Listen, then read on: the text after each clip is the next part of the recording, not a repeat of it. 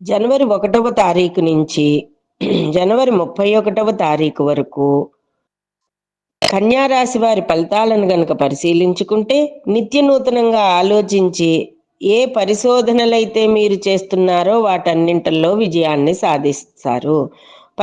మీరు ఉద్యోగం చేసే చోట క్రింది వారిని, పై స్థాయి వారిని కూడా ఆకట్టుకునే విధంగా లక్ష్యం వైపు ముందు ఉంటారు.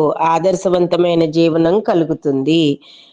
వృత్తి, ఉద్యోగ, వ్యాపారాలలో చాలా ముందంజలో ఉంటారు. ఆధ్యాత్మిక ఉన్నతి కలుగుతుంది. విందు భోజనాల్లో పాల్గొంటారు.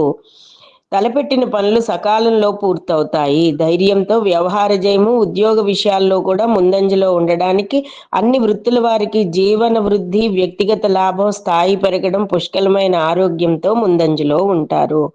సప్తమ శని దోషం వలన కొన్ని రకాలైన ఇబ్బందులు, భార్యాభర్తల మధ్య మనస్పర్ధలు ఏర్పడే అవకాశం ఉంది.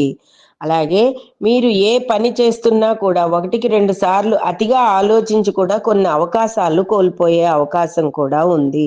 కాబట్టి ఏ విషయంలో అయినా సరే మంచి నిర్ణయం తీసుకోవాలి అంటే ఒక్కసారి హనుమాన్ చాలీసాని పారాయణ చేసుకోండి. ఈ మాసమంతా విష్ణు సహస్రనామ పారాయణ చేసుకోవడం అనేది చాలా విశేషమైన పని. రుద్రాభిషేకాన్ని నిర్వహించుకోండి.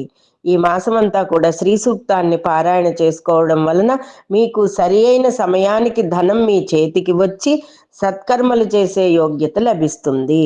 మీకు రావలసిన రుణం కూడా తొందరగా మీకు ఎవరైనా ఇవ్వాలన్నా, మీరు లోన్లకి వెళ్ళినప్పుడు ఆ లోన్లు మీకు తొందరగా రావాలన్నా శ్రీ సూక్త పారాయణ అనేది మంచిది. నూతన వధూవరులు, భార్యాభర్తలు మౌనంగా ఉండడం అనేది చాలా మంచిది.